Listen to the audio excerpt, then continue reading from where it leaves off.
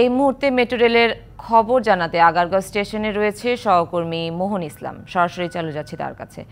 মোহন, train ঠিকমতো চলছে কিনা, যাত্রী পরিস্থিতি কেমন দেখছেন, এছাড়া নিরাপত্তা ব্যবস্থা সম্পর্কে আমাদের বিস্তারিত জানাবেন।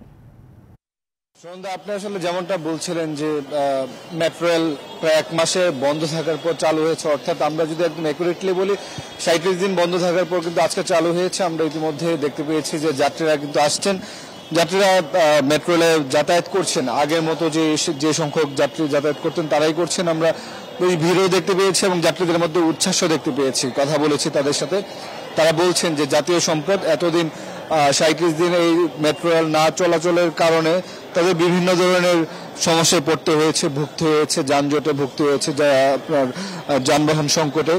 মেট্রো রেল চালু হওয়ার পরে ফলে তাদের যে সংকট, সেই সংকট কেটে যাবে।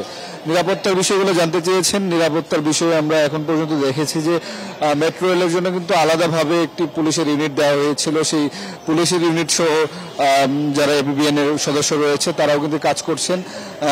তাদেরও কথা যে যেন মেট্রো রেলের নিরাপত্তা ব্যবস্থা সঠিক রাখা যায়। আপনি জানেন যে গেল 1 জুলাই থেকে যে শুরু হওয়া বৈষম্য বিরোধী ছাত্র আন্দোলন, যা 18-16 তারিখের পর ম্যাসিভ আকারে ছড়িয়ে যায় এবং Redmi 13 স্টাইল বানাই দুনিয়া কাঁপায়।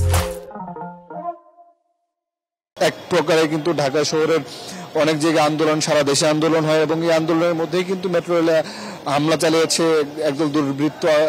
আন্দোলনকারীদের মধ্যে ছিলেন, ক্ষতিগ্রস্ত হয় মেট্রো রেল। সেই জায়গা থেকে যে বিগত সরকার ছিল তারা কিন্তু বলেছিলেন সেটা চলাচলের ক্ষেত্রে সময় লাগতে পারে, কিন্তু এই প্রধান উপদেষ্টা অর্থাৎ ডক্টর ইউনূসের নেতৃত্বে যে সরকার, তারা কিন্তু এসেই দেখেছে, দেখার পর কিন্তু জানিয়েছিল যে কয়েকদিন আগেই চলাচলের ঘোষণা দিয়েছিল, কিন্তু টেকনিক্যাল ইয়ারের কারণে অর্থাৎ যে যান্ত্রিক ত্রুটি, সেই ত্রুটির কারণে কিন্তু মেট্রো রেল তখন চালানো সম্ভব হয় না। কিন্তু তারপরে কিন্তু আজকে তারা ঘোষণা দিয়েছিল যে 24 তারিখ অর্থাৎ 24 তারিখে একটা ট্রায়াল রান হবে এবং 25 তারিখ থেকে মেট্রো রেল চলাচল শুরু হবে এবং সেই জায়গা থেকে কিন্তু মেট্রো চলাচল শুরু হয়েছে। কিন্তু মেট্রো চলাচল শুরু হলেও যে আপনার মিরপুর কিংবা কাজীপাড়া স্টেশন, যেটি মিরপুর 10 এবং কাজীপাড়া, তার কিন্তু এখনো কার্যক্রম শুরু হয়নি।